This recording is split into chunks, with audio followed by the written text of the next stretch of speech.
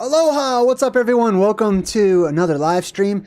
Today's episode is Ancient Oblivion. We're talking about the things that once were, that are no longer today, or not common today in the modern era, and what will be once again. So when we talk about Ancient Oblivion, we're really also talking about prophecy. We're really also talking about the future and what the future brings. So today we bring you, play some pictures here in the background. Today we're talking about mutants, all kinds of different mutants after the apocalypse. So this is going to be a part of the plasma apocalypse as I talk about it.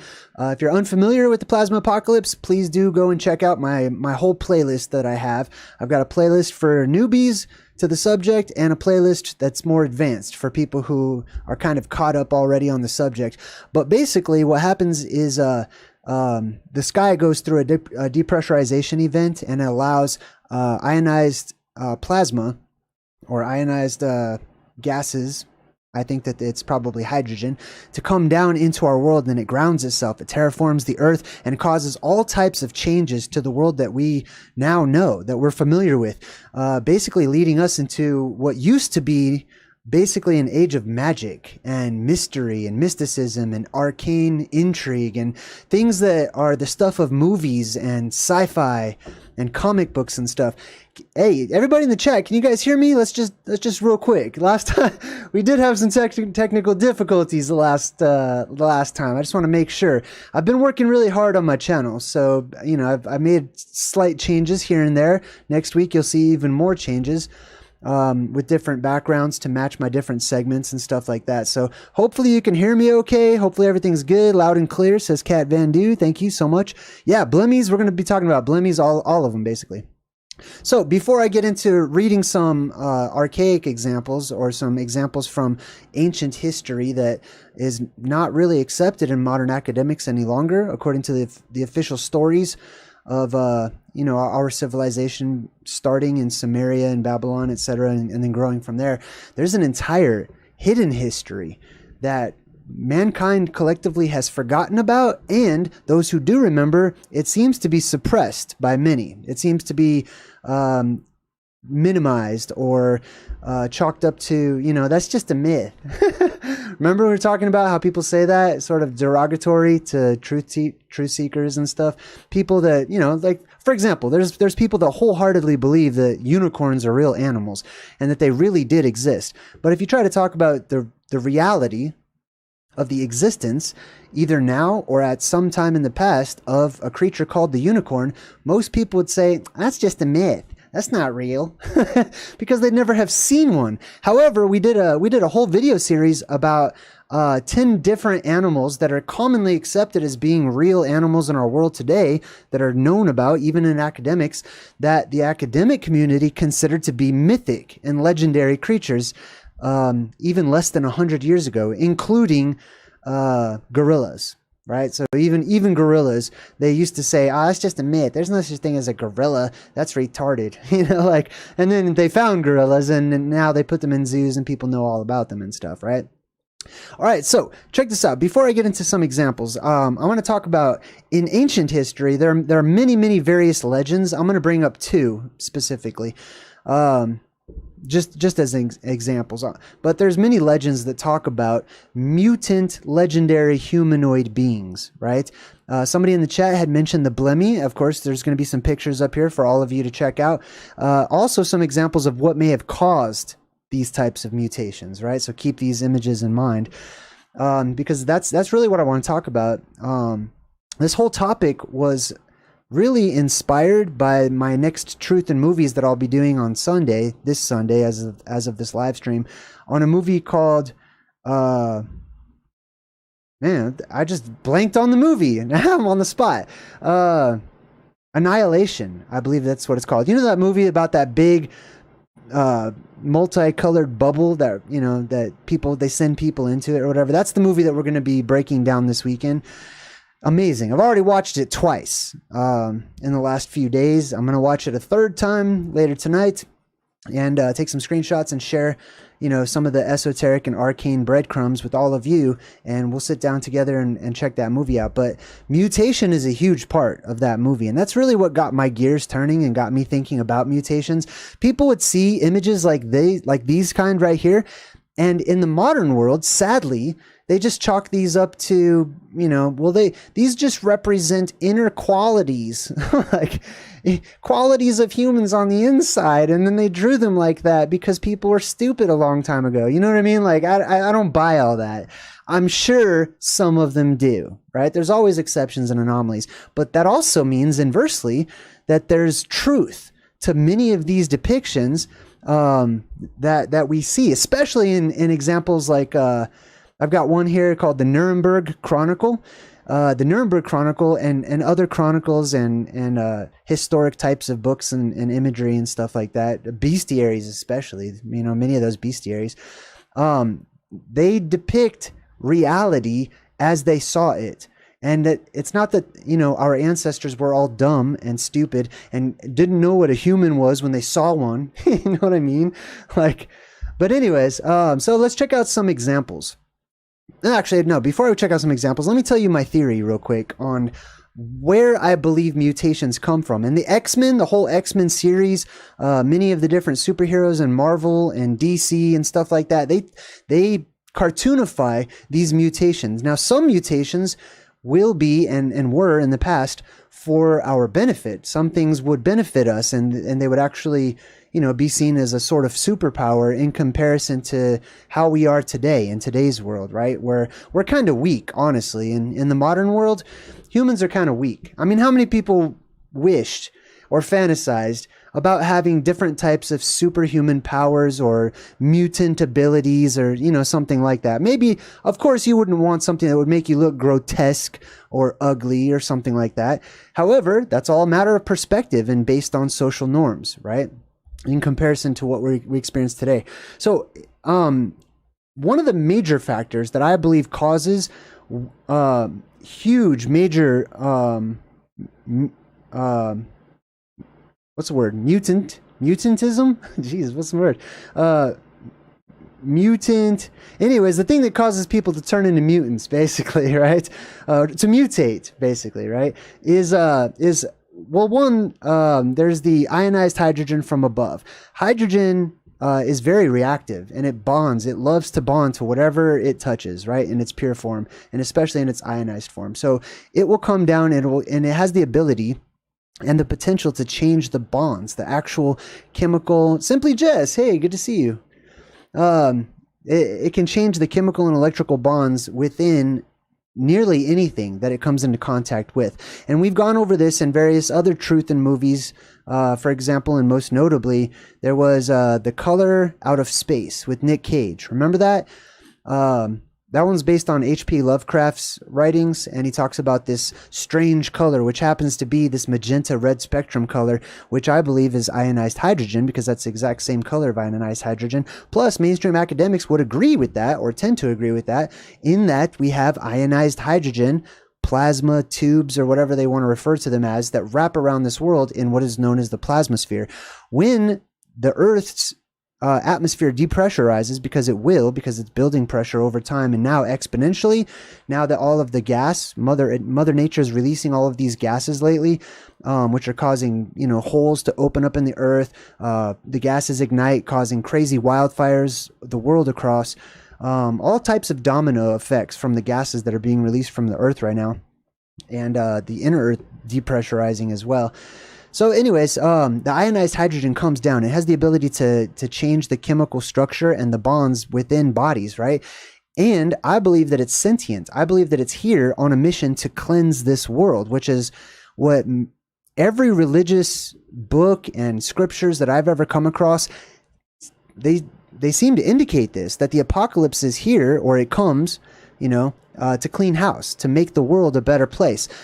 If you're new to my channel, I know a lot of people are afraid of the apocalypse and whatnot, but I like to talk about it so that we can bring these things to light, so that we don't need to fear the inevitable. We don't need to fear what has already come, but we have forgotten about. Let's cast light on that, right? So that we don't have to be afraid of shadows.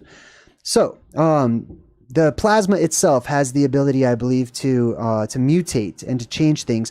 And what I believe oftentimes it will do is it will read our coding or activate our coding, our DNA, our genes within our body that are some that are active and some that are dormant, many actually that are dormant. So we still have these echoes from times long ago, right? Some of us, as you can see, right, some of us still have these genes that become activated from time to time, where we become, some people develop mutations, basically, or mutant abilities, or mutant powers, or mutant physique, you could say, right? And all we need is the right change in circumstances and atmosphere and living conditions, and our dormant DNA can become activated again, which means that our DNA will become alive, and it can activate those parts that will be necessary, or that it deems necessary. Not us, not individually, but the coding and the structure inside of our body that it deems necessary in order to survive or to make sense of all of the genes and DNA and stuff that's mixed up in our bodies today from chemicals and pollutants and, poor diets and all these different types of things, right? So the world changes, and our DNA becomes active, and the DNA itself wants to fix the body, so it will, basically, right? And then there's also other factors, environmental factors that change, that will add to not just mutations, but adaptation as well, as we adapt to a brand new world in a new age, in a new environment. And this is also, just want to say that this is not a guarantee that everybody in the world will mutate or become some hideous creature or something like that, right? It's just that there are examples of this happening in the world. And I believe that it all depends on your proximity to the stronger streams of plasma, to various gases that are released in the earth, to different earth changes and stuff. Your location is going to be huge.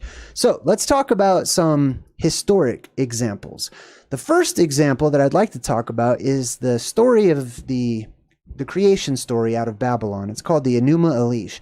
Most people think of it as the story of the Anunnaki and those beings that came down from the sky. Many people who watch my show, I'm sure, have also seen Ancient Aliens, where that's like their favorite topic is the Anunnaki, right? And there's like the guys saying like the gods came down from the sky or whatever, right? And they talk about the Anunnaki a lot. Well, those are gigantic humanoid beings from other places that float down into our world during each depressurization event. When our atmosphere depressurizes, that's when they're able to enter in, and that's when we are able to leave, right? That's whenever the doors of our world, the portals, the stargates, etc., they open up to leave and to change places for those coming in from above or entering up from below, right? And we also can leave at that time as well. That's the time when people can leave, when the doors are open, obviously, right? So this is going to be, I'm going to read a small segment from one of my favorite book series. It's by Zecharia Sitchin, and this one's called, let me see if I can get it here, Genesis Revisited. I think this is my first Zecharia Sitchin book I ever read, and he's most notable for having translated much of the Enuma Elish, or the creation epic, the Babylonian creation epic, into English, right? And I'm not taking sides or anything, like I know a lot of people are like, yes, I like that person. No, I don't. I take what resonates from everybody, basically. So check this out. There are two main brother gods named Enlil and Enki, right?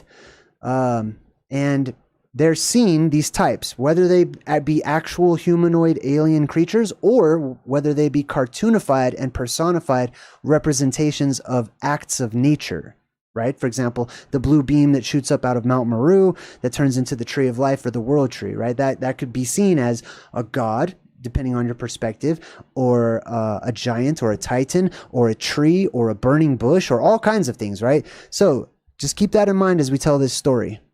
Sandy Smith, welcome to the Good Vibe Tribe. Good to see you, Sandy Smith. High five. All right, so this says, and Enki must have toyed with the intriguing challenge of playing God and conducting experiments in genetic manipulation. Now, the story goes that these fallen beings, or these beings that floated down from the heavens, that they were geneticists, or that at least they had expert level geneticists among their classes, right? That there was many different types and classes of these Anunnaki creatures. I'm totally going to get a Wikipedia article slapped right on this video. I already know.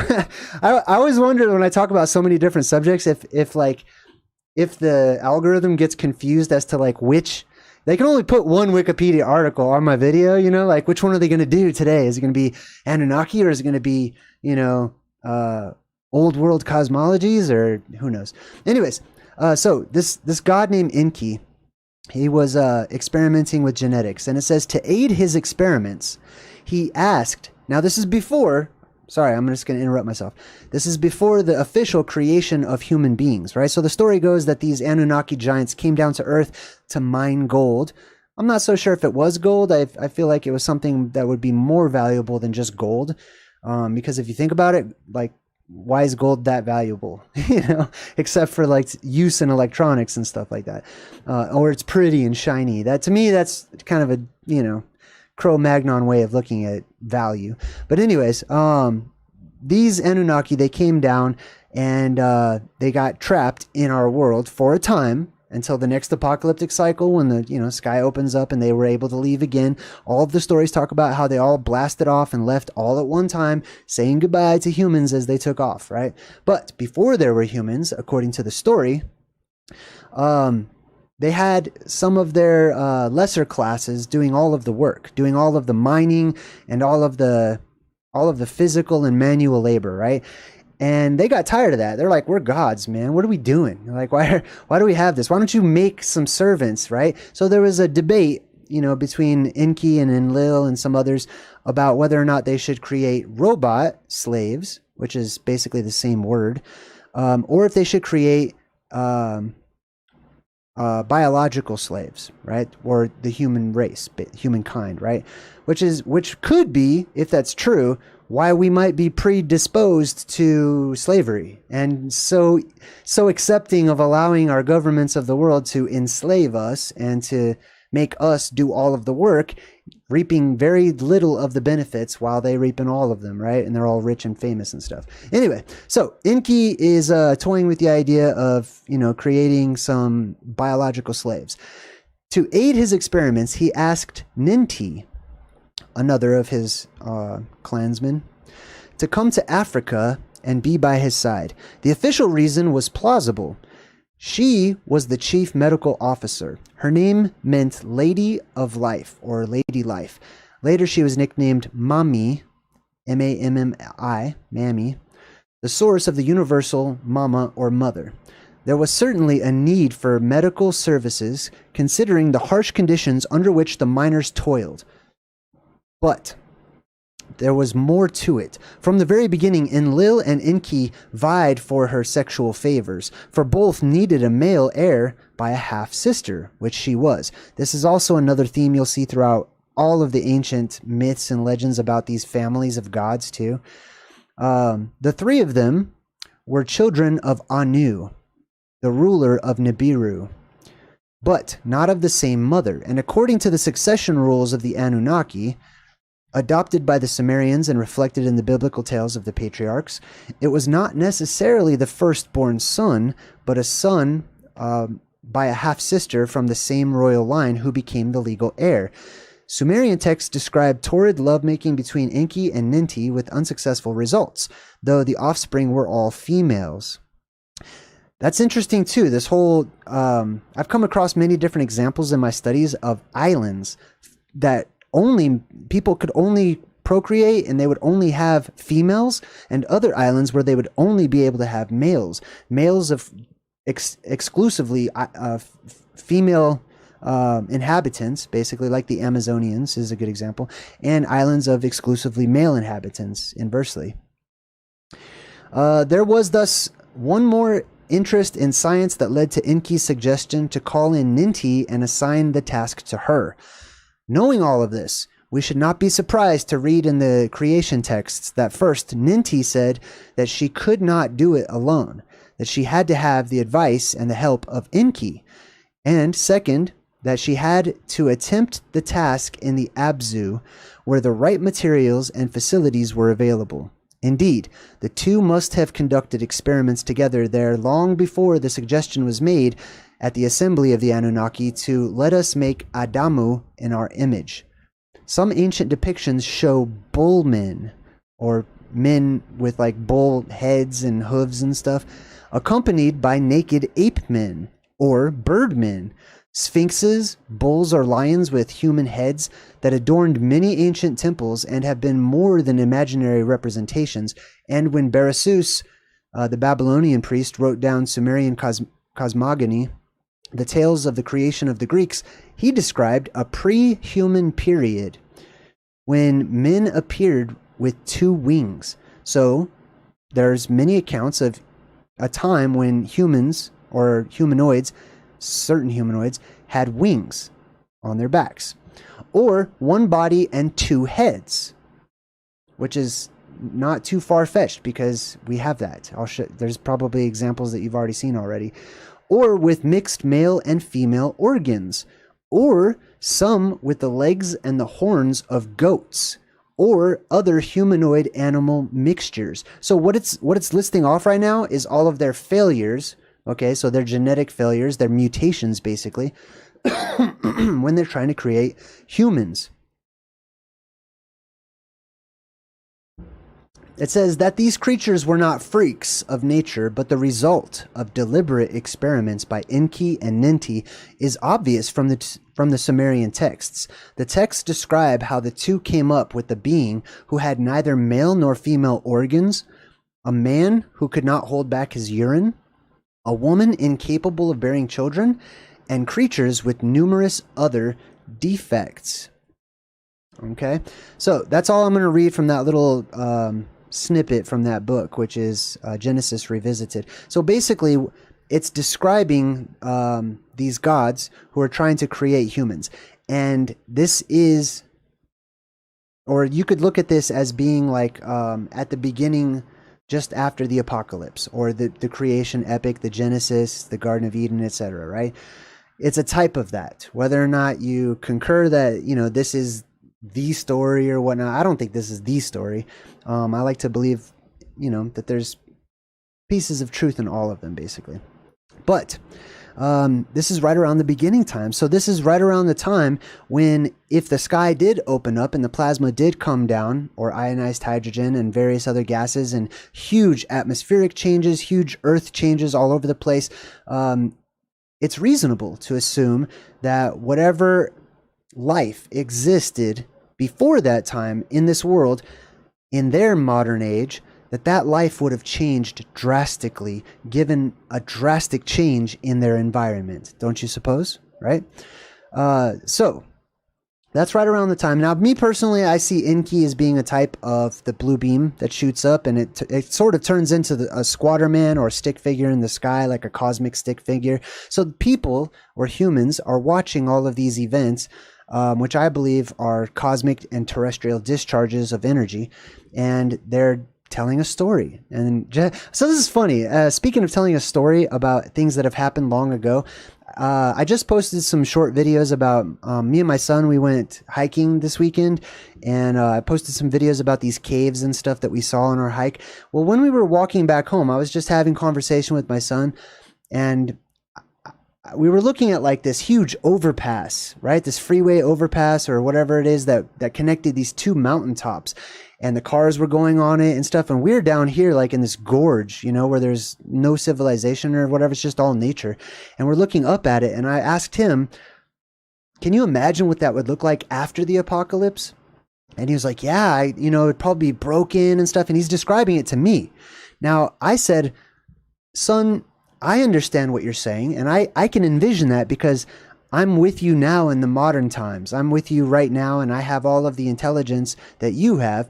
But how would you describe what you're seeing now to your great great great great grandchildren far into the future after the apocalypse? How would you describe a cement bridge connecting two mountains and cars with people inside of them driving across this bridge? Just that scene, just that one scene alone. How would you describe that to them? So he started, trying to describe it, in different ways. And when he brought up certain words like car or rubber or stuff like that, I would say, well, what is that? Because, people in the future aren't going to understand these concepts. They're not going to know what it is. So he tried to adjust the story. He tried to change it so that he could use things that future people would be familiar with, right? And I told him, as he's telling me this story, he has to sort of change it a little bit. And I told him, well, I understand right now the way you see it, because like I said, I'm right here with you.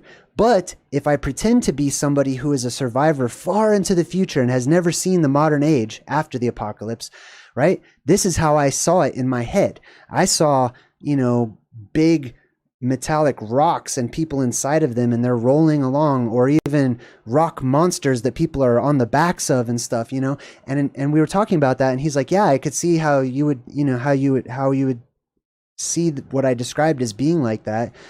And I said, that is myth. That is legend. That's what our stories will turn into as we try our hardest to describe to people in the future the modern world. You know what I mean? Because if they're survivors of an apocalyptic event and they're not privy to all of our basic academics or upbringing or education or even just our day-to-day experiences, right? Like I say, there'll be many times in the future, should you survive, right? And you live for a very long time and you become a storyteller and you're telling people of the modern day, just average mundane tasks, just waking up and talking about, making your bed and turning on the TV and, cooking something in the oven and going to the refrigerator. That's all going to be magic to people far enough into the future after in the post-apocalyptic world, that you're going to be forced to you're going to have to shift the gears in your brain to try to be able to describe it and build bridges in ways that they understand, as this literally is what happened and these are actual real physical people, etc., right? I understand that I need to take this story with a grain of salt so that I can glean from it the truths that I do understand, because I understand that someone in the past is trying to build a bridge to someone in the future. And the interesting thing is, I also told this to my son, the more advanced we get technologically speaking with our society, the more we can actually shed light on these ancient stories, and they start to make more sense when we look at them in the context of modern technology and stuff like that, right? All right, so next up, we're going to give another example of mutants. This one comes from the book of Joshua, or Yashar, if you prefer. It's a contemporary of the book of Genesis from so long ago. It's just another creation account, basically. Joshua, Jubilees, and Genesis. Those are three huge ones, at least in the Abrahamic faiths. And this story is about a character that's mentioned briefly in the Bible named Anah, or Anach. It's kind of like Anak or Anak, but it's more of a guttural. It's Anach. So Anah, we'll call him, is mentioned in the book of Genesis in the Old Testament. And this is really interesting because if you've ever read the book of Genesis, there's certain parts called genealogies where it just lists name after name. So-and-so beget so-and-so, so-and-so beget so-and-so, so-and-so had so-and-so. And they just list all of these names, and it can get a little boring, right? So what I started to do was to look into these names, and you'll notice occasionally there's an anomaly when they mention these names. Occasionally they'll mention so-and-so beget so-and-so, and he was the person who did this, or she was the woman who was alive during this time, right? That's whenever I started to research those little anomalies, because those were common knowledge at the time, so the author didn't feel any need to get into great detail about it, depending on the perspective of the account that they're writing. So, for example, Genesis, the author of Genesis, didn't feel the need to go into great detail about for example, giants, right? Because giants were common knowledge at the time, and they didn't feel like they needed to address that with their modern audiences. So that's just one example, right? So in this list of names in the book of Genesis, you'll find Anah, Anah, and it says this was the Anah who found in Joshua. It says found the Yamim. in the wilderness, and when he fed the donkeys of Zibeon his father. That's kind of almost word for word what it says in the Bible too. It says so and so beget Anna, and this is the Anna who fed his donkeys in the wilderness. And I'm like, what kind of stupid side note is that? Why would you make a side note of some dude feeding his donkeys in the wilderness? That's not of note, unless it is of note. So I went and found that note, right, about this character named Anna, and it's corroborated, or it goes into further detail in the book of Joshua, right? Which Joshua does a lot with Genesis, where Genesis would leave out some gaps and stories and stuff and not really fully explain some things. Joshua does a great job of filling in those gaps. So it says, and while he was feeding his father's donkeys, so this is the part that's not in the Bible, right? This is the backstory. While he was feeding his father's donkeys, he led them to the wilderness at different times to feed them. And there was a day that he brought them to one of the deserts on the seashore, opposite of the wilderness of the people. And while he was feeding them, behold, a very heavy storm came from the other side of the sea and rested upon the donkeys that were feeding there, and they all stood still. Excuse me. And then it goes on to say, and afterward, about 120 great and terrible animals came out from the wilderness at the other side of the sea, and they all came to the place where his donkeys were, and they placed themselves right there. And those animals, from their middle downward, were in the shape of the children of men, and from their middle upward had the likeness of bears, and some had the likeness of kephas, and with the tails behind them, and they had tails behind them from between their shoulders, reaching down to the earth, like the tails of the dukifat. I don't know how to pronounce that word. And these animals came and mounted and rode upon the donkeys and led them away. And they went away until this day. And one of those animals approached Anna and smote him with his tail. And then he took off. He doesn't say he took off. And then he fled from that place. He took off. And when he saw this work, he was exceedingly afraid for his life. And he fled, and he escaped the city. And he told his sons and his brothers all that happened to him. And many men went to go look for these donkeys, but they couldn't find them. And Anna and his brothers went no more to that place from that day following, for they were greatly afraid for their lives. Whew, buddy. Isn't that interesting? So where the Bible just says, this is the Anna who fed his donkeys in the wilderness. And you're like, that doesn't sound important. Now we can see the relevance, right? Now the relevance is this is talking about what seems to be a type of mutant humanoid, we could say. I'm going to say mutant humanoid, basically, right?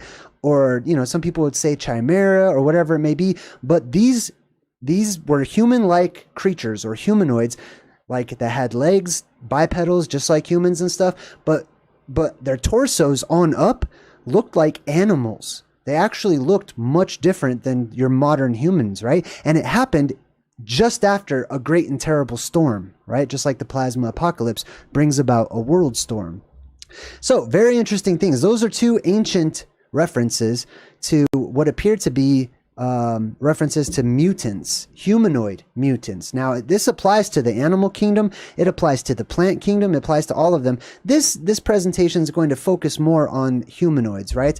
Now, let's look at some different types of legendary mutant humanoids. I'm going to start with pigmen, right? And I'm just going to talk as these pictures play. Oh, that's a terrible picture. Sorry, it's so small right there. I'll do some screen sharing and I'll show you that one because I actually want to show you a couple of these. So, all right. So pigmen, pig people who have turned into pigs, human pigs, basically, right? Now, there's many videos out there and much research where people talk about how humans may actually be related to pigs. And there's many stories of people who have been turned into pigs, including the story of Jesus as a child, right? This is extra biblical. This is not mentioned in the Bible, but there's many stories about Jesus and other people that's not in the Bible, right? Well, this one was a hugely popular story about the child Jesus This was drawn out in many medieval manuscripts. There's various ancient pictures of this and depicting Jesus going up to this Jewish family, asking if their children can play, and they don't want their kids to play with Jesus. So they tell their kids to go hide in the oven, right? So the kids hide in the oven and they shut the door, and Jesus comes knocking, and he's like, hey, can your kids play? And they're like, oh no, they're not here. He's like, oh yeah, what's in the oven? Because he's Jesus and he knows. And they're like, oh, it's just some pigs. We're going to cook up some pigs. And he says, so be it. And then Jesus takes off, and they open up that oven door, and pigs come out that used to be children. There's also the biblical example of whenever Jesus actually cast out these demonic entities or spirits, right, that were living inside of human beings and put them into pigs. So there's many different religious examples of people turning into pigs. There's also prohibitions in various religions, especially in Judaism, parts of Christianity, and in Islam, where they say you're forbidden. Do not eat pigs, right? Don't eat them. Now, could it be because they used to be people? That's a possibility. But also, there's these dietary restrictions, right, in many different ancient religions. And one of my theories is that when you eat enough of certain types of food and you continuously keep putting that DNA into your body, one of the reasons for these restrictions, like, for example, ocean bugs, which people call seafood, almost all the religions are like, don't touch that. Okay, those are bugs, basically. One of the reasons is that your body's learning, okay? You're teaching your DNA what you should look like and sound like and how you should adapt and how you should change. We don't tend to notice it because we tend to change very slowly. But the day will come when we change very quickly, in the blink of an eye, to quote the Bible, basically. But changes come during these apocalyptic cycles, and they come quick. They don't happen over millions and millions of years. There's instantaneous changes, very quick and sudden changes, and there's changes that happen with the earth itself, where mountains are formed almost instantaneously, where valleys are opened up, and changes within human beings as well. Okay, so as we're eating all of this nasty stuff and toxins and poisons and bugs and insects and pigs and stuff like that, we're training our DNA of what it should be, basically, right? So imagine that there's this, I'm going to say, a sentient form of spirit or plasma that comes down from the heavens, right? And it comes down because it wants to purify the world. Well, what happens whenever, a strand of that plasma comes down, just like in that movie, The Color Out of Space? The same thing happened, okay? They give you perfect visual references as to how the plasma can mutate biological forms, right? It comes down into this world. It reads the coding or activates the coding that's already existent in our DNA that we say is dormant and junk. So funny. But it turns it on, and all of a sudden the body starts changing quickly, just like in so many different movies, like The Fly comes to mind, right? Where it tried to combine the DNA of the insect with the DNA of the human, and then you get a human insectoid hybrid, right? Because the body's trying to make sense of all of the confusion that's happening within it, right? So pig people are one example. There was also a really famous story about a really famous pig woman. I think she lived in France, either France or England, somewhere over in Europe. But she was famous for quite some time. And she was most notably famous for having a pig's face. Not that she was ugly. It wasn't a euphemism. It wasn't a metaphor. They weren't saying like that's how ugly she was, because she wasn't seen as being ugly. She was actually seen as being desired. And that's why she was so famous. There was this pig woman that was desired by so many people. She had all of these lovers try to approach her and win her hand in marriage and stuff like that. She was Miss Piggy, basically. She was a famous pig woman. And that's part of our actual history. That's a part of our ancient Oblivion stories and legends that have fallen by the wayside because they're not propagated by the mainstream, right? So pig people are one example of the mutations. Next up, let's talk about headless men, aka the blemmies. The blemmies are pretty sweet. They're really interesting topics. So I'm going to read from this article real quick. It says various species of mythical headless men were rumored in antiquity and later to inhabit remote parts of the world. They're variously known as the acephaloi, or the headless ones, and described as lacking a head, with their facial features on their chest. These were at first described as inhabitants of ancient Libya or the Nile system. Later traditions confined their habitat to a particular island in the Bressoni River, or sometimes shifted to India. Blimmies are said to occur in two types, with eyes on the chest or with eyes on the shoulders. Now, let me pause, okay? Let me tell you what mainstream academics will teach. They dismiss this so quickly. They're just super quick, okay? They're like, oh, those were monkeys. They didn't know what monkeys were. Like, really? They didn't know what monkeys were? That's total merman right there, you know what I mean? That looks just like the merman from the Cabin in the Woods too, actually. That doesn't look like your typical beautiful merman or mermaid or whatever, right? The older depictions of mermen, ooh man, they were terrifying looking. Anyways, yeah, mainstream academics, they'll dismiss the blimmies and they'll say, oh, those were just monkeys because they sit with their shoulders way up high like this. Like, do I look like a blimmy right now? No, I don't. Okay, like people in the old world, you got to give them some credit, some kind of common sense. When they saw a human, look at this. This is standing up. They don't depict them as crouched over and sitting down and picking lice out of each other's hair or anything like that, right? That's not how they're ever depicted. They are depicted as human-like or humanoid, right?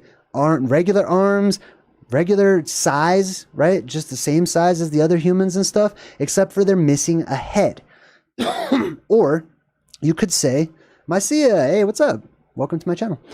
You could say that they weren't missing a head, but their head was much different. For example, like there's the tales of the various tribes who learned how to shrink people's heads, right? Like in Beetlejuice, that one headhunter or whatever that sprinkles that stuff on Beetlejuice's head and it totally shrinks. And he kind of looks like a blimmy with a little nub on the top, right? So this is a good example of a possible candidate for mutants, for those people who have mutated, right, in the past, different tribes and stuff, and adapted in different ways. There's many different actual historic records of famous and accepted by academic historians, including Herodotus in his histories, where he calls them the tribe people without a head. Right? And he also mentions, in addition to the blimmies, the cynocephali, which is the dog-headed, and the wild men and women, besides many other creatures not fabulous, that dwelled in the eastern edge of ancient Libya, according to Herodotus's Libyan sources. So this is so interesting to me, especially whenever mainstream academics, they will quote Herodotus and other ancient historians all day long, until they get to some weird stuff. And then they're like, oh yeah, he didn't know what monkeys were, like, get out of here, dude. Like, why are you, they're salad bar historians, basically. They're like, oh, well, this fits with, our agenda. So we're going to take what Herodotus says here, but this does not fit with our agenda. And we don't want to talk about ancient history and magic and monsters and giants and stuff. So we're just going to make up an excuse that Herodotus was ignorant when it comes to those things, right?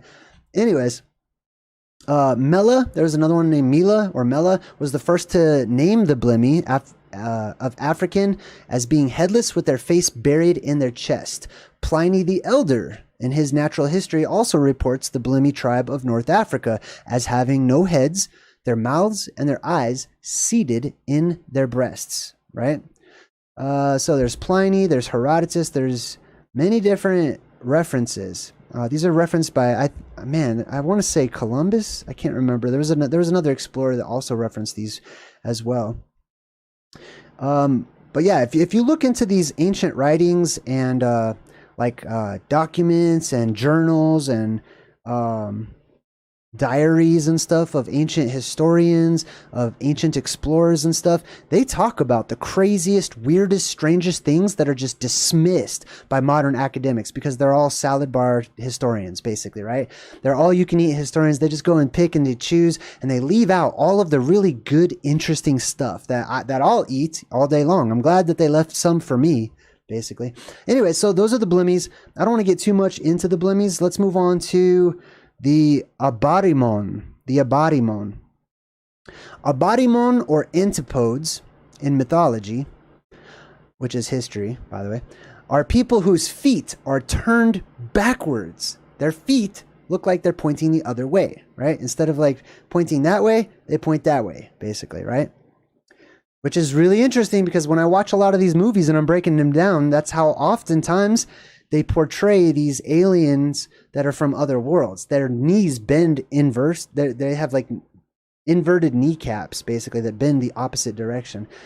Which, if you think about it, would help you to like jump further, run faster, etc. We actually have to create, there's different, I don't know if you've seen them, but we have like these different inventions that you can put onto your feet that look like that. And they help people to like run really fast. Sometimes they have them for handicapped people and they use them in the Olympics and stuff like that. Anyways, the antipodes, or the abadimon in mythology, are people whose feet are turned backwards. But in spite of this handicap, we're able to run at a great speed. Like, imagine that, right? Exactly how we just talked about. Oh, Gaia. What's up, Gaia? Just gifted 5 random memberships in the chat. That was very kind of you. Thank you, Gaia. So, like we said, they were able to run, despite this handicap. It would seem like if they were able to run at great speed with their feet turned backwards, that it wasn't a handicap and that it's us who are now handicapped. Right? Doesn't that's my blimmy. Like the constant shrug is just the blimmy. Anyways, that's just so funny how they say that it was a handicap, and yet it is something, it's a mutation that benefited them greatly. So after the apocalypse, like I said, a lot of these mutations are nature trying to make things better, not just trying to, make people freaks and circus sideshows and weird looking and ugly. Don't look at it like that. That's the modern world trying to paint these things in comparison to what we have today, which is what I call the elven standard of beauty, right? The beauty standard that was set forth by the younger gods who were seen by the public, who were in charge of the public, basically, right? Clean shaven, and they, like you never see these ancient gods like that were in the public eye with, real big beards or anything. Those were their parents, basically. It's the children who are in charge of humanity because they're still hundreds of years more, mature than we are. We're babies in comparison, right? Whenever you're facing eternal beings or immortal beings or whatever. Now, in Europe, this tribe with the backwards feet was first described by Pliny the Elder, another ancient historian, an academically accepted ancient historian. Went into detail describing them in his book Natural History, Volume 7, who considered them to be native to India. A similar tale is recounted by Aulus Gellius in his book Attic Nights. What's up, PJ Warden? What's up, BB? I see you guys in the chat. All right, let's continue on. Let's see. Pliny refers to information that originates from Baiton, which was Alexander the Great's land surveyor. So Alexander the Great had a land surveyor who came across these people. And Alexander the Great himself actually has different accounts of meeting monsters, dragons, strange creatures and legendary creatures and stuff as he, went on this expedition to expand the territory. Now, Baiton says that the abadimons, the backwards feet people, could only breathe the air in their own domestic valleys. That's interesting. Because of the special quality of air, which meant if it was breathed for a long period of time, it would be impossible to breathe any other type of air. Now, this is very interesting, right? Because we're talking about atmospheric changes in the post-apocalyptic world. And it makes sense to me that you would have turbulence, right? The world would be turbulent and chaotic initially, but over time, things would, reach an equilibrium. Things would start to settle down. But before they did reach an equilibrium, our atmosphere and our land and various parts of our world would not be in equilibrium. They would not all be the same, right? It makes sense that you would have, valleys and other places that have different types of gases and pockets of, different types of atmosphere and stuff, right?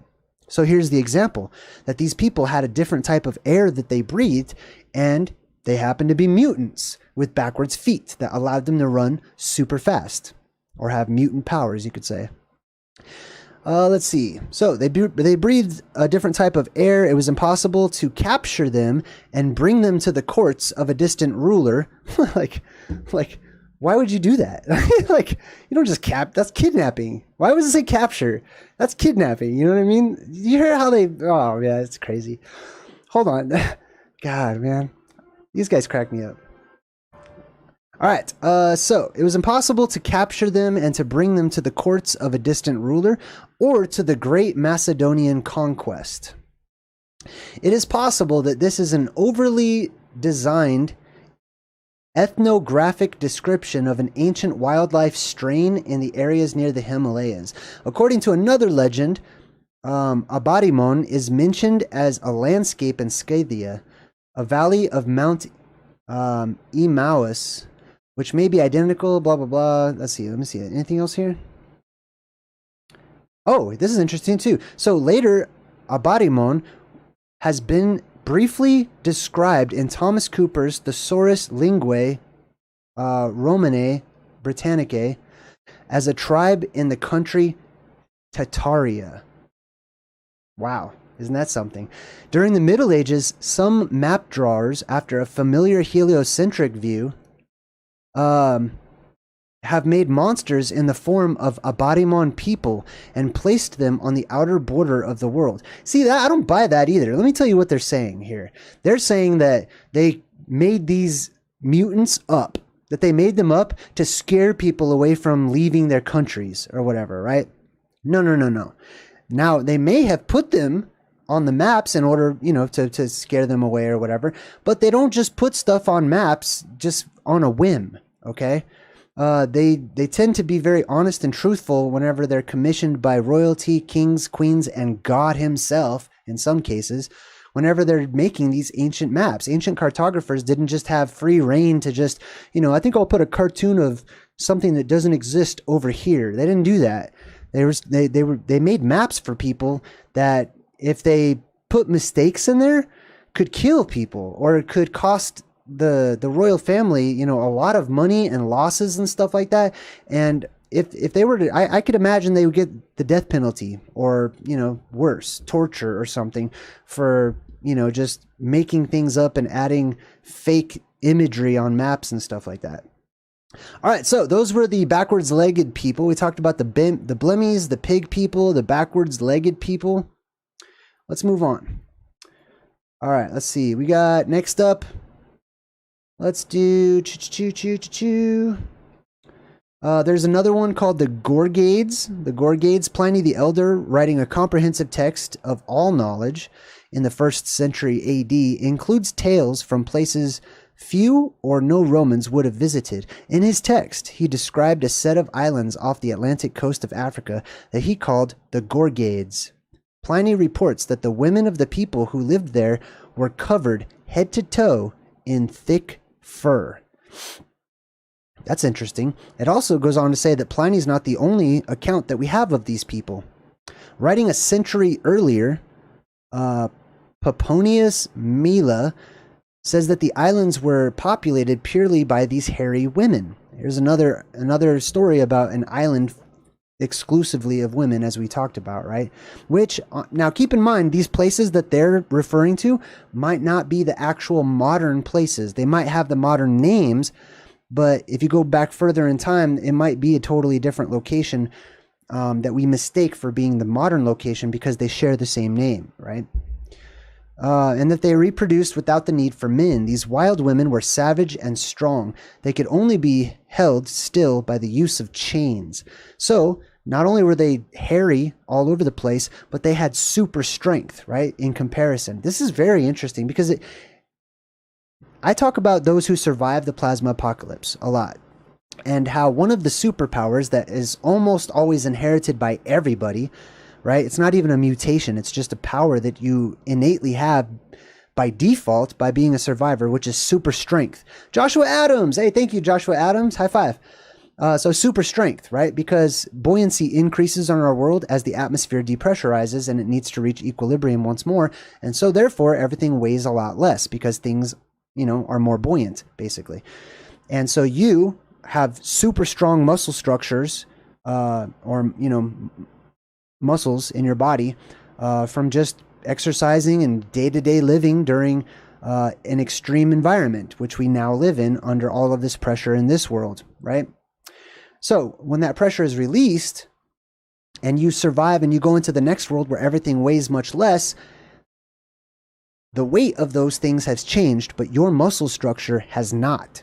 You retain that. So therefore, you're able to pick up and lift and move and run faster and lift up heavier objects and stuff like that. So it sounds to me like it's a possibility that these all hairy women or whatever with super strength, that they might have been possibly either survivors themselves or direct descendants of survivors of the last apocalyptic cycle. And one of the, that would account for their super strength. What would account for them being hairy all over is just simply an extended lifespan, right? So we go through puberty and we're used to a certain form of puberty in this world, right? At a very young age, like I said, we're all babies. I'm a baby. I'm a child, okay? I might have facial hair and stuff like that, but in comparison to immortals who come down from the heavens who don't even get facial hair until they're like 200-300 years old or more, right? I'm a baby that looks like I have Benjamin Button syndrome or something. You know what I mean? Like, that's weird. We're weird to them. We're aging super quick, abnormally fast, and we don't live very long. We die children, essentially, in comparison to immortals, and in comparison also to humans who once lived according to the myths and the legends long ago, right? So what happens is, if you extend a human being's lifespan, what does puberty then look like whenever you don't live to be 75 years old, but you live to be 750 years old, right? And how many cycles of puberty will a person go through, right? Is it just one? Is it going to be the same? Do you really think it'll be the same? Like, oh, well, when you're 13, like, that's like an infant, and, when you live to be 750 years old, when you're 13, you'll start growing hair in strange places or whatever. I'm pretty sure that there will be various cycles of puberty whenever you live to be hundreds and hundreds of years old. So if we start growing hair as one of the first cycles, imagine what the rest of the body will do if you allow it to continue to grow under regenerative circumstances. Keep that in mind as well, right? So after the apocalypse, we talk about how the conditions are right for regeneration, right? Regenerative cells become regenerative in our bodies. So that's one of the reasons why we get to live for so much longer, is because we don't have all this entropy and degradation and pressure and stuff that's killing us, and under a direct light and all this other stuff that's adding to or taking away from our lifespans, right? And causing wrinkles and, causing people to become infirm and decrepit and crippled and stuff like that, right? All right.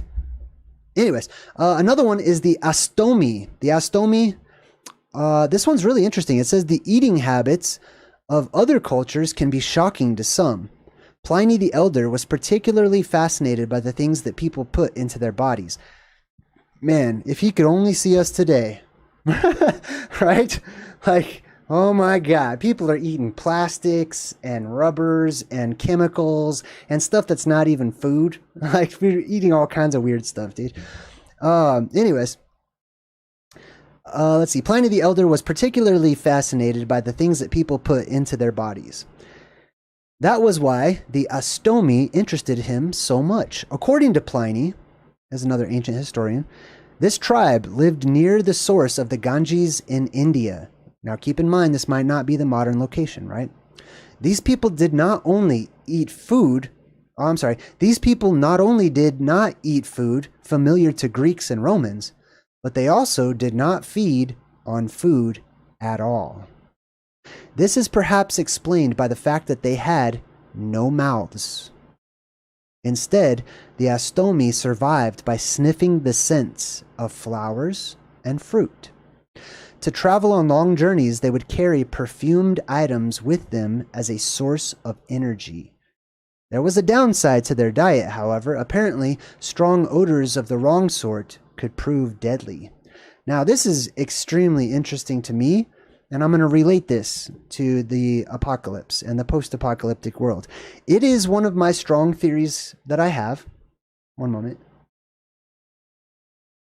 It is a theory that I have that whenever the world is imbued with energy once more from above and from below, and the surface where we live fills once more with energy, and our world becomes energized and our atmosphere becomes energized, we also, in turn, reciprocate that. We become energized as well, right? Which means it has a few implications, right? All of the things that we now do in a dying world in order to get energy, like for example, I have a cup of coffee right here. I'm drinking coffee to get energy right now, right? We would not need that when you are already energetically amplified, right?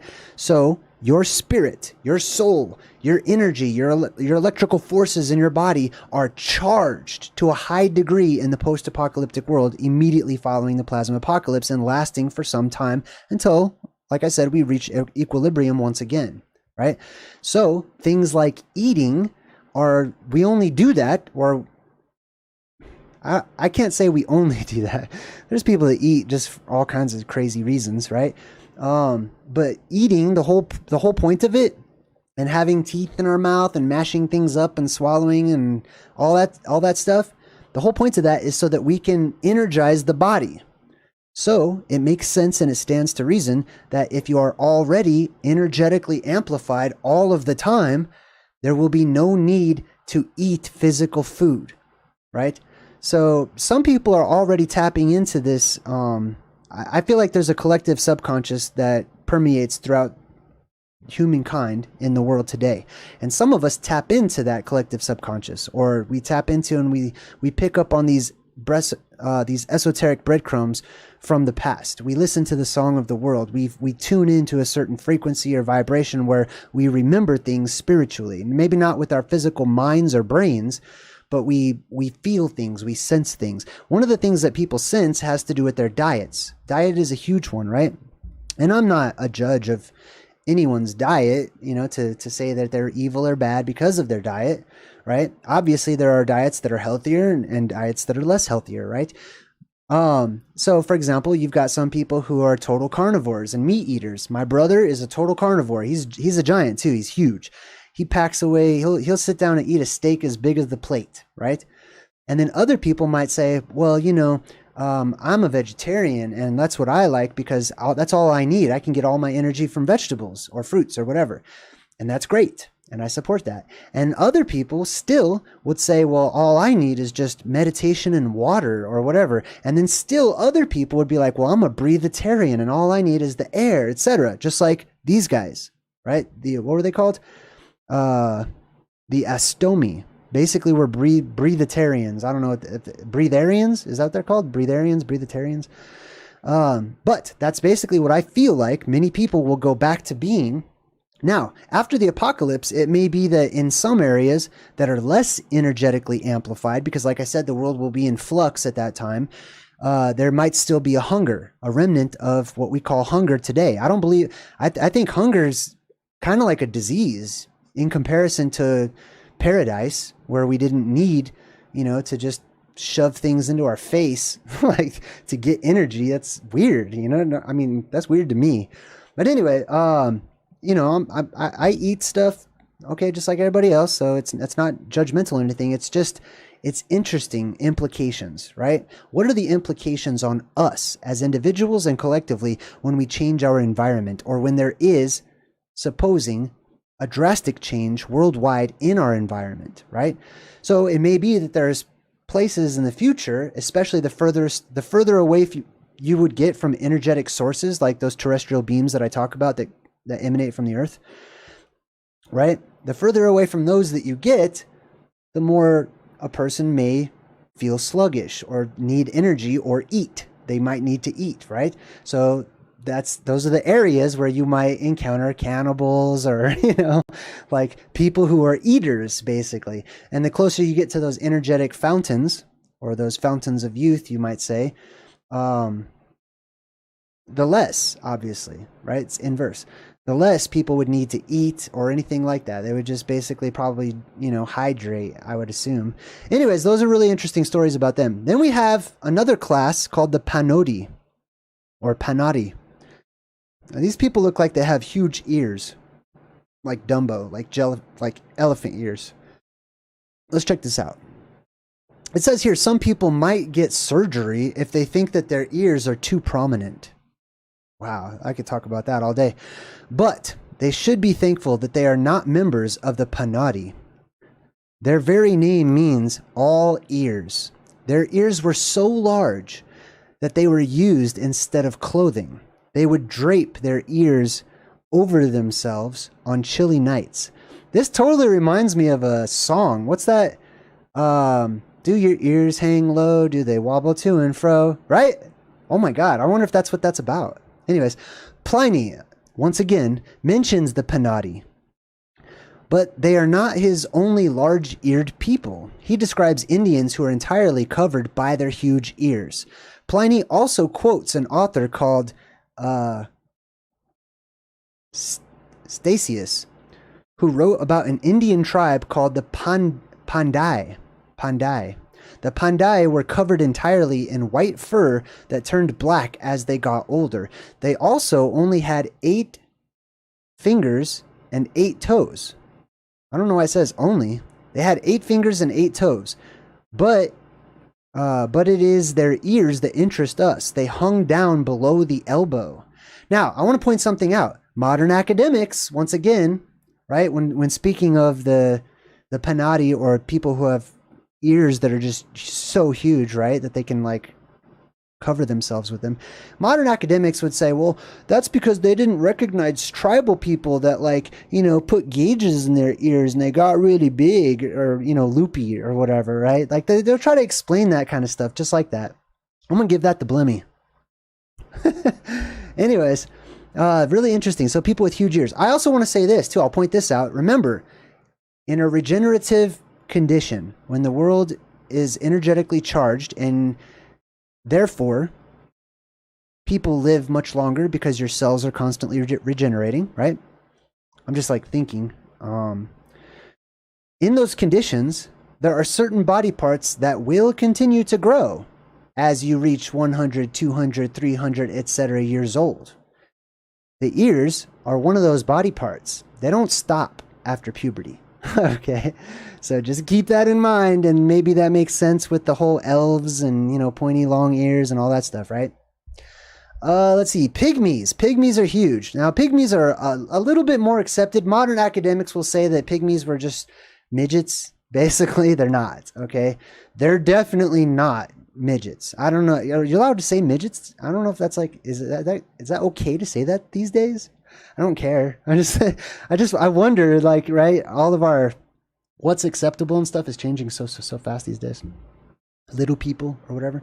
Anyways, they're not, okay? They're not Willow. Pygmies are like the brownies in Willow, if you ever seen Willow, right? They're tiny little people, okay? Like you could hold them in your hand. Like they're little tiny people, okay? Little guys, basically. They look like just shrunken people, right? And that's pretty much, I'm not going to get too much into pygmies. I don't know, maybe I'll just read this one because pygmies are pretty interesting. Brownies, pygmies, right? All these tiny little people. I find them to be very interesting, especially because many of you don't realize this. This is you. In comparison to gigantism that we're going to head into, we're tiny. We're the Who's in Whoville. We're tiny little guys in this world right now. We don't grow as big as we used to. According to the ancient myths and legends and stuff, where people lived much longer and were way bigger and stuff, we're shrinking. We're getting smaller and smaller and smaller, which is also an omen of the end of times, according to many belief systems and stuff, that the lifespans would shrink, right? Society would degrade, and we would get smaller and smaller and smaller in stature.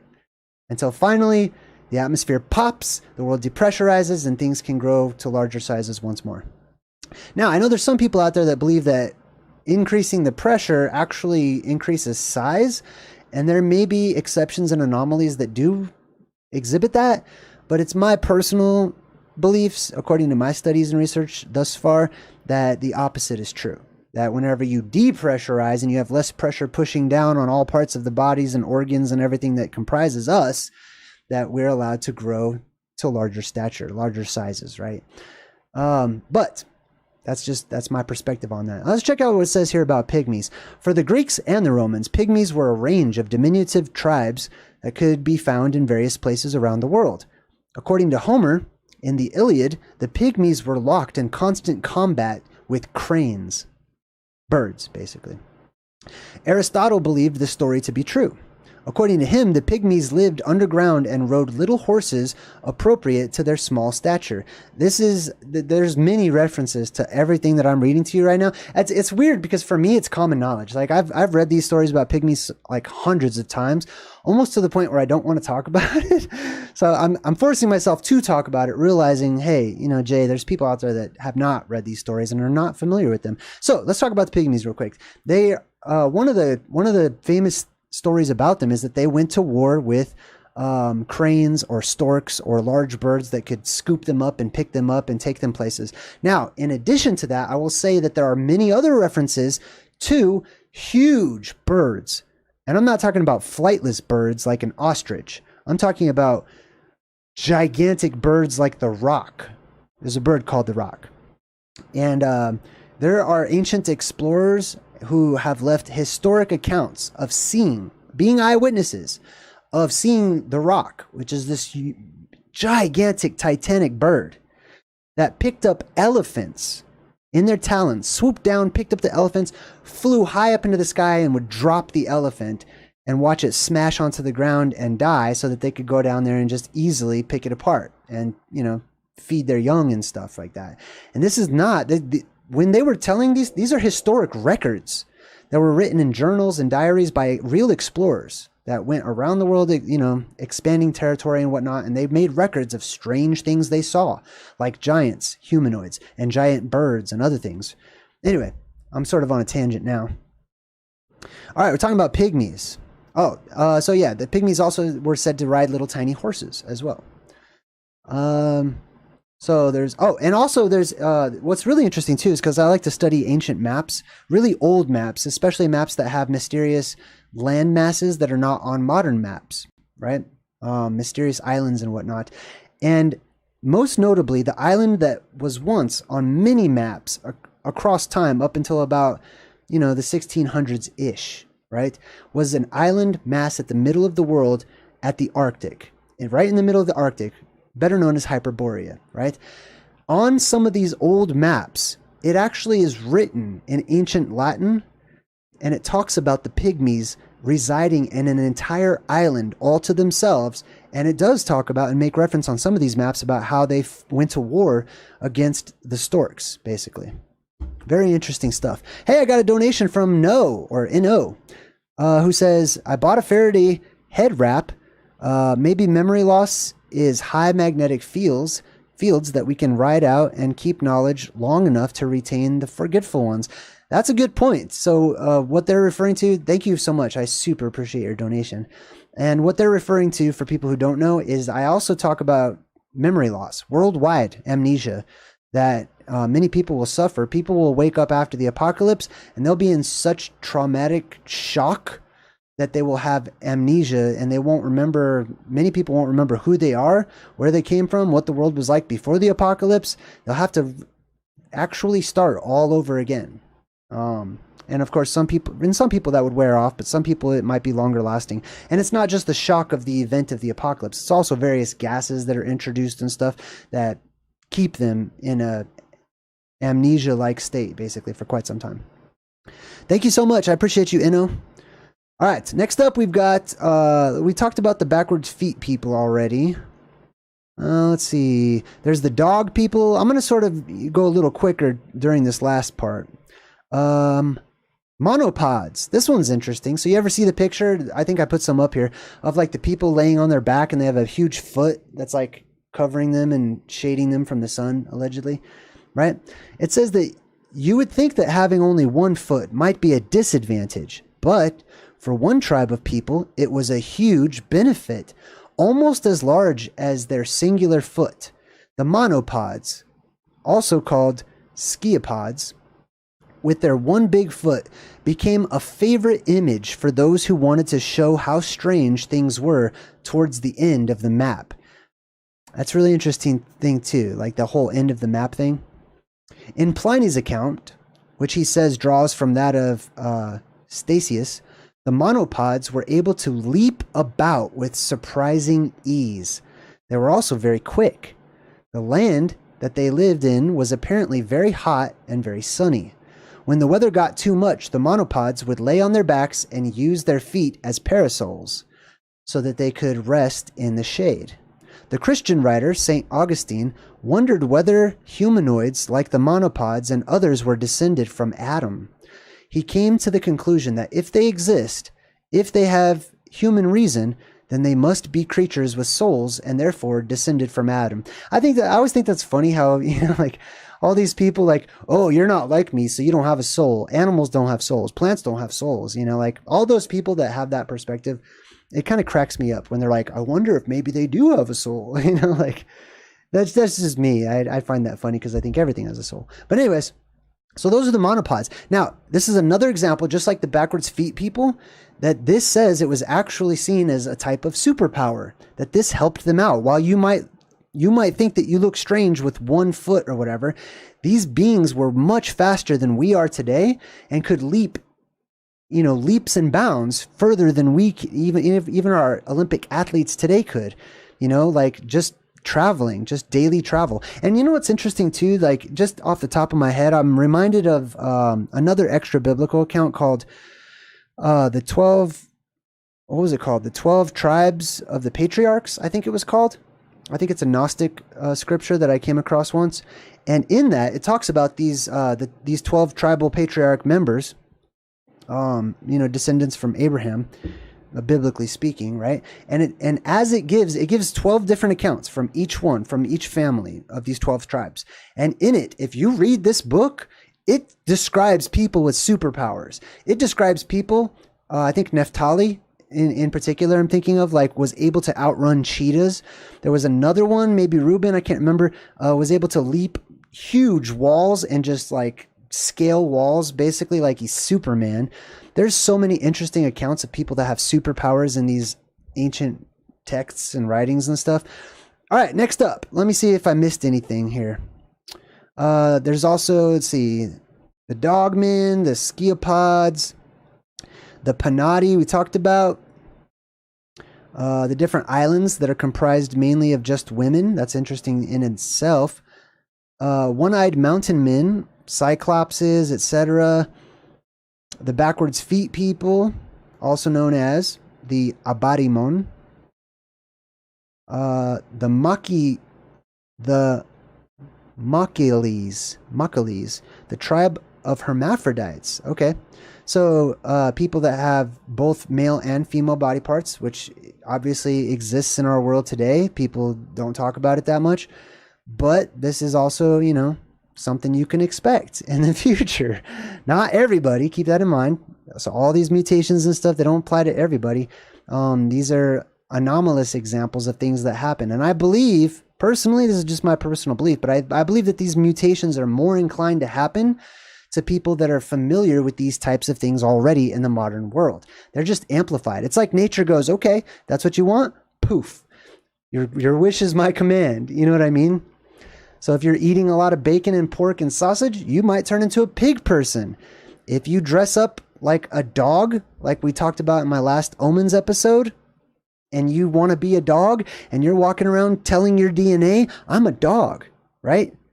Letting people tie you up with leashes and eating dog food from the bowls. Or, I heard that some schools now even like put out kitty litter in their bathrooms for children who think that they're cats. Stuff like that. Nature might just grant your wish. Just like that. Anyways. Oh, the people that were breatharians, the Astomoi, the tribe that eats by smelling, right?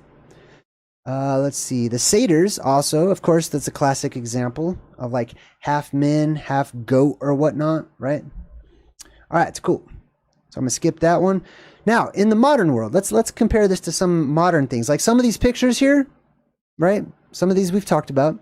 Oh, also, I want to say this too, that some of these are mutations. Like, see that Blimmy that also has like a bird head or whatever, right? I'm going to talk about this more when we break down this movie on Sunday.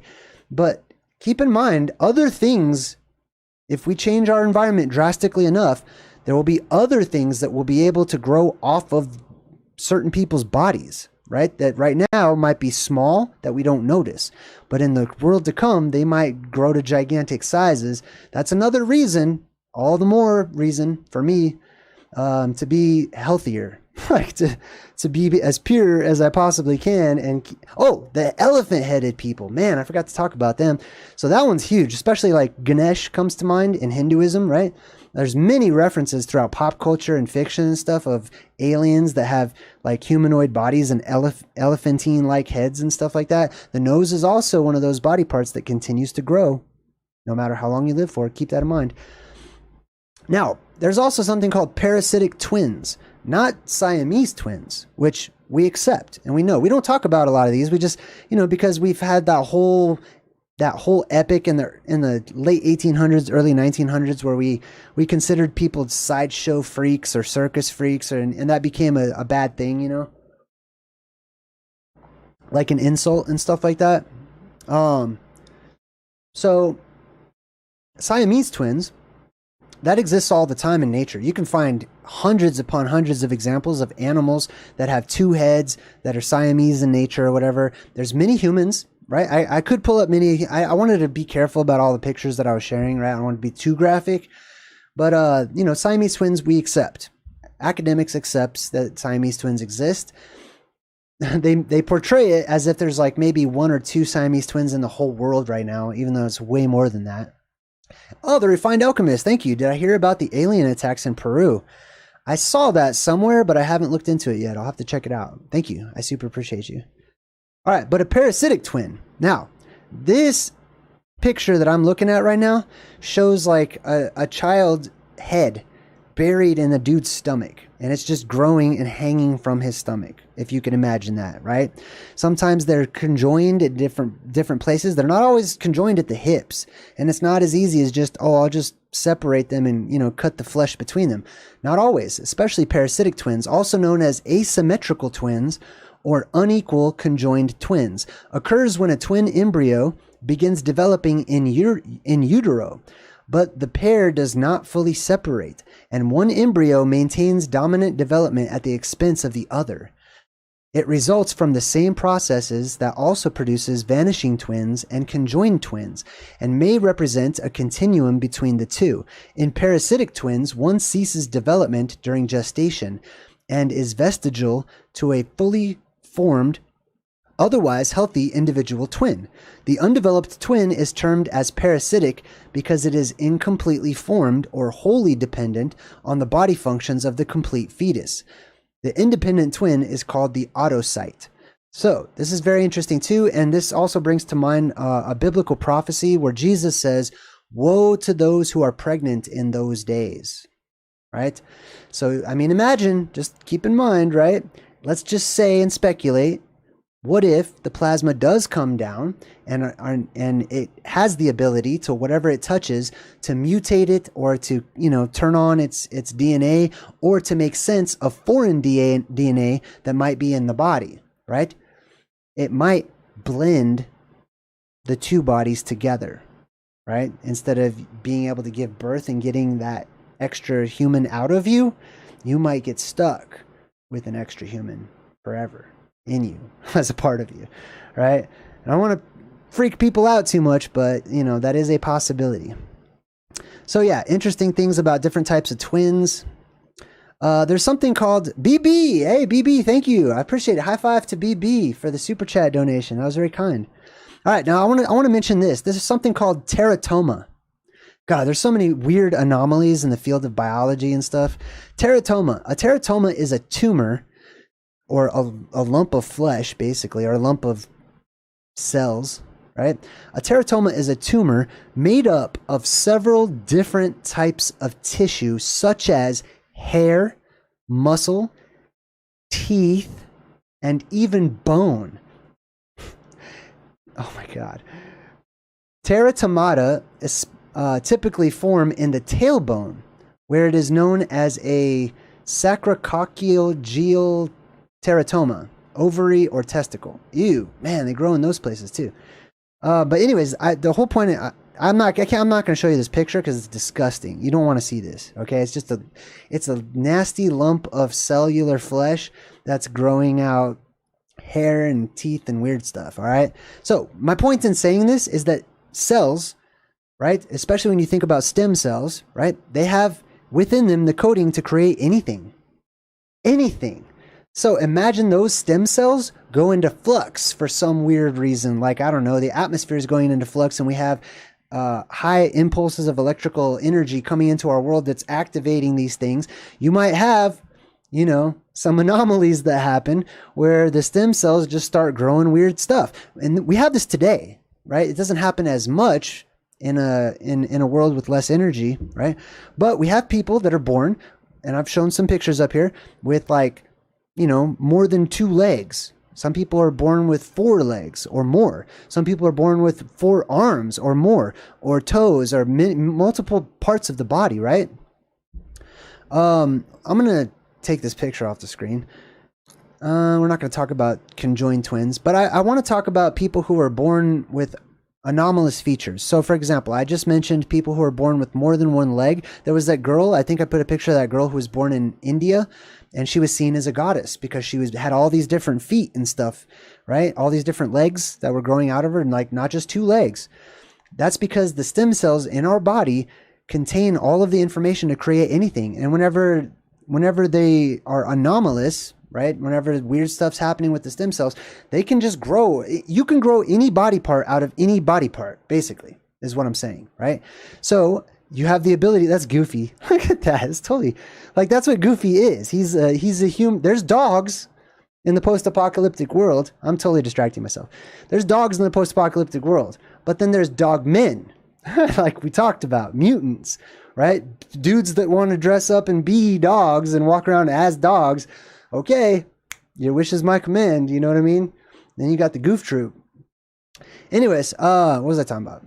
Hold on, I want to show this picture real quick. Let me do some screen sharing, and then we'll wrap things up. Let's see. Let's switch this, and I'm going to share my screen with you if I can. I believe that should work. There we go. Now, I want this to be huge, so let me make this bigger. Okay, cool. I can just do that.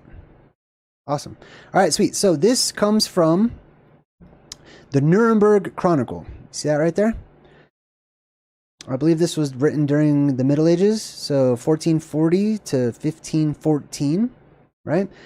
And this is, okay, you have to imagine back then what a work it was to write a book, right? Just to make paper, to get the ink, different colors of ink and stuff like that. Look at all these different historic records that are written and chronicled in this book. You've got your dog man, right? Let's check this out.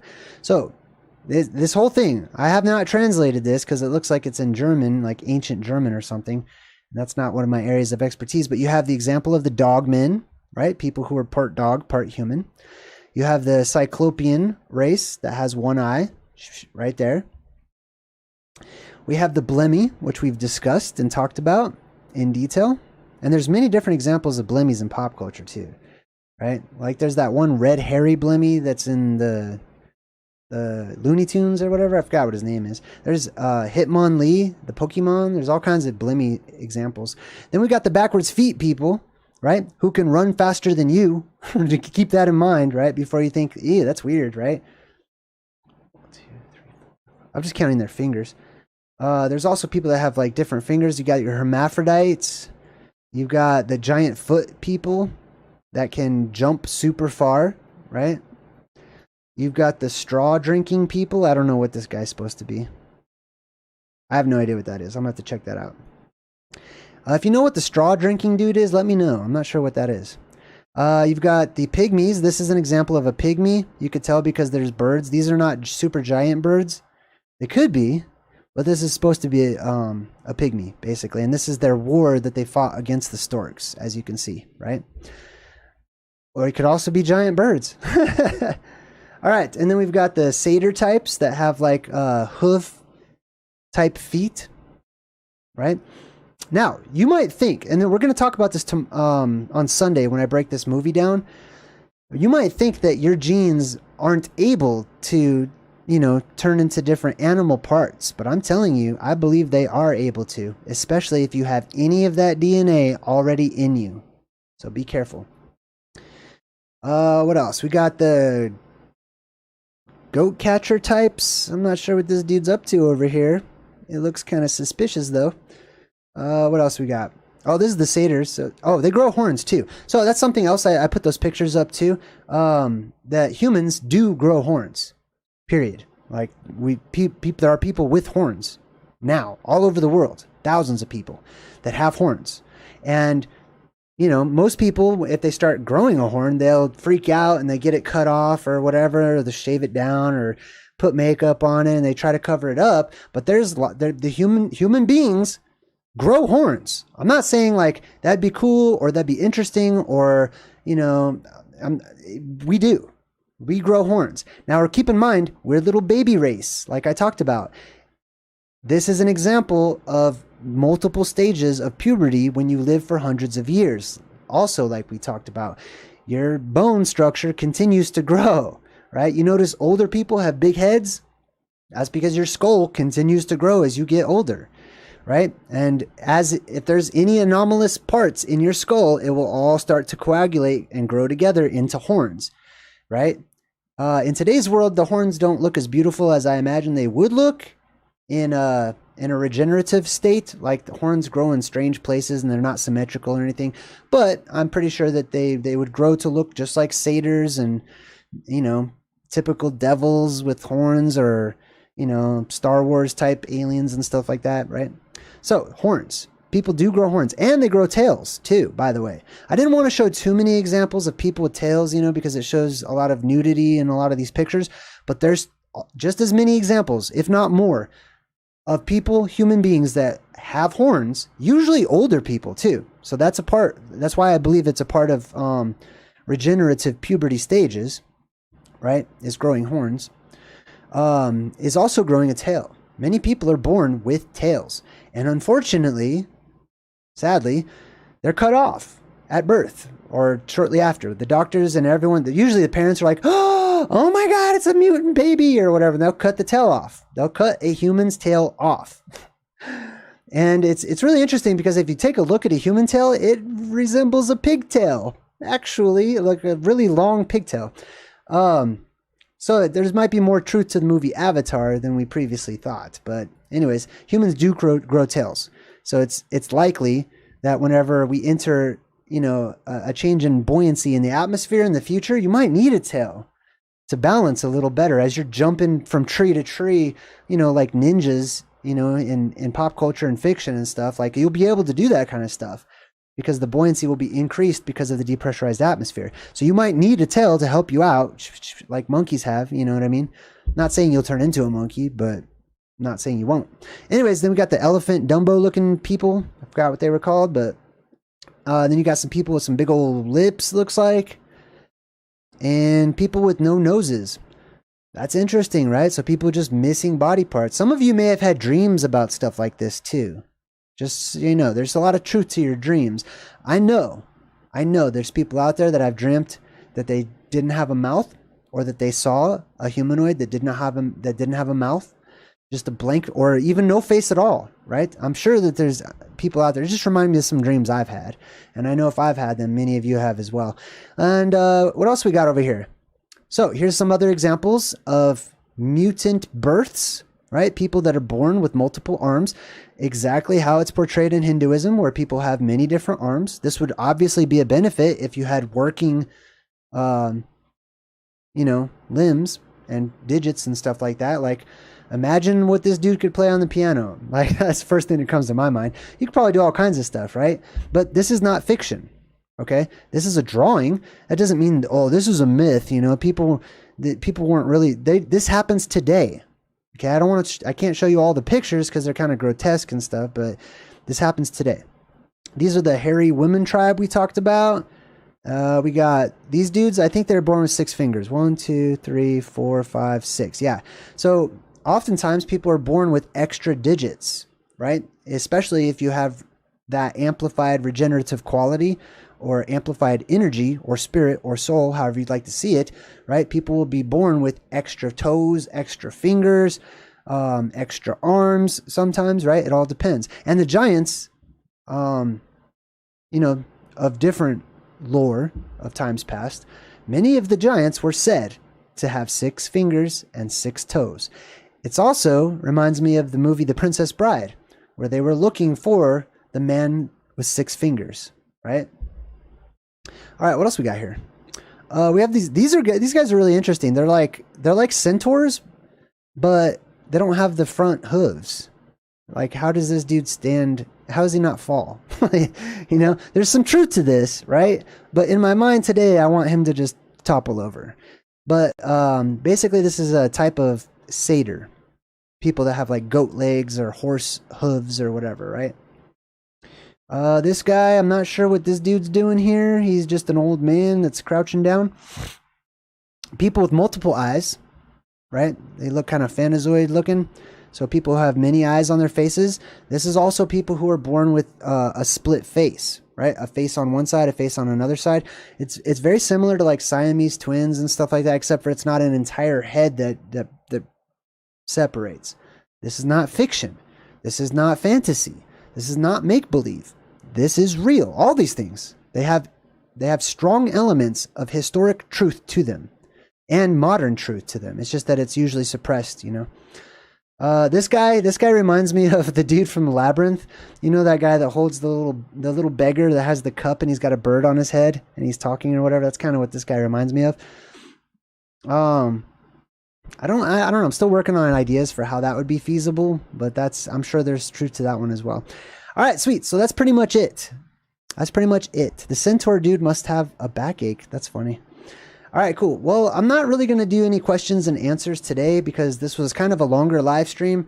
Normally I would jump in the chat and just say what's up to everybody, but I've got a lot of work I need to do tonight and tomorrow. And I'm working on a lot of different changes. I hope you liked the little waiting video that I made with my jelly, my little plasma jelly. And I hope you guys had a good time. Please do leave comments if you think of any other legendary humanoid types or, you know, possible mutant examples of, you know, things in our forgotten past, or even prophetic things, or things that, you know, might be referenced in pop culture or fiction and stuff like that, that could hearken to a time not yet come, right? All right, cool. Well, it's good to hang out with all of you. Have a great rest of your night. Until next time, I'm JayDreamerZ saying good vibes and goodbye.